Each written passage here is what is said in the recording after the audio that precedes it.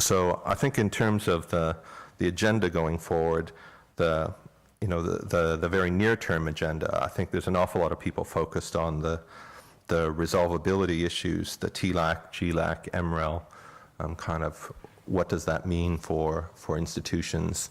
I think it's really important that Europe shows that the bail-in tools envisaged under BRRD are going to work the way that the legislation seems to imply that they will. Because when I talk to colleagues in America, there's a lot of skepticism about whether Europe will really make BRRD work the way that it's written. I think that then kind of leads into Europe's role on the global stage, and Martin touched on that as his fifth point. I think I think Europe needs to be a key player in driving consistency and a level playing field globally. I think if Europe differs too often from where America goes in financial regulation, that just encourages others in the G20 and the rest of the world to think about alternative ways and differences in the way they approach things. I think when Europe and America are together on priorities, that it's a much stronger message in terms of dragging the rest of the world along.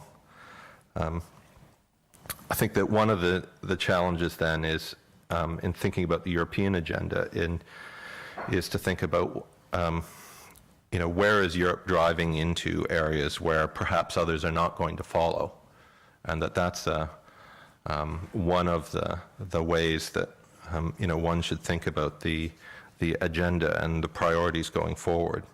I think that the issues around bank structural reforms is one area that I would say kind of sticks out as other territories, other places around the world not likely to follow. And so I'll come back and talk a little bit more about that. I guess in the third thing I wanted to talk about was about judging, thoughts on judging good regulation. So I think that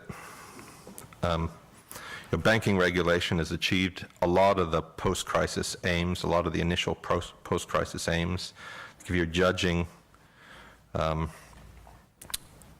though, financial stability not being completely achievable, man is a herd-like creature prone to excesses of hubris and panic, and so we're not going to eliminate all financial crisis going forward. And the search for zero risk leads to zero growth. I think initially a lot of financial regulation was proposed on the basis that an alternative scenario where we could avoid all financial crisis, you can justify the costs of which have been massive. You can justify any and all regulation on that basis. I think we've and others have been putting a lot of work into looking at incremental costs versus incremental benefits of regulation from here. I think those are quite important concepts. I think judging by, if you look at the reforms to date and the cost-benefit work that's been done both by the Commission and by the IMF, you can see a cumulative impact to growth, economic growth of somewhere between 1 and 1.5% is what's often, if you add up the various studies, which is not huge but not insignificant either. I think if you look at the banks, if you then look at the bank structuring directive, it will impose further costs on the financial system, which remain to be quantified. I think you've got UK, German, French, Belgian proposals on structuring of banks that are in existence, laws and proposals. You've got a very wide suite of tools from the BRRD that are available to regulators and to resolution authorities in terms of compelling structural, operational change, financial change, financing change within the within large institutions. So, and the so I think one of the questions I'd like to explore further with fellow panelists really is kind of what's the case for investing huge energy in the political process around the bank structuring reforms that are currently proposed. Pardon me? We should probably.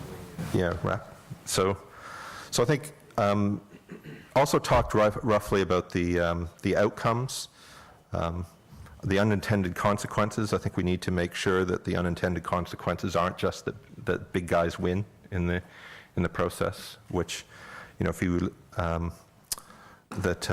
you know, I think J.B. Diamond in his recent letter to shareholders on the annual results talked both about the costs of regulation, the total costs of regulation, but also talked about how so few and smaller competitors could follow where a big organization like J.P. Morgan can. And I think that that's important for European policymakers to bear in mind as they think about priorities for the future. Thank you.